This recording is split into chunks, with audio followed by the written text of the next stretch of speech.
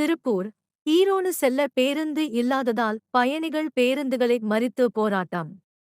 திருப்பூரில் பணிபுரியும் தொழிலாளர்கள் சனிக்கிழமை தங்களது சொந்த ஊர்களுக்கு செல்வது வழக்கம். இந்நிலையில் திருப்பூர் மத்திய பேருந்து நிலையத்தில் இன்று மாலை 7 மணியில் இருந்து ஈரோடு செல்வதற்கான பேருந்து வராததால் நீண்ட நேரமாக காத்திருந்த பயணிகள் ஆத்திரமடைந்து பேருந்து வெளியே செல்லும் வழியில் நின்று பேருந்துகள் செல்ல வழிவிட மறுத்து போராட்டத்தில் ஈடுபட்டனர்.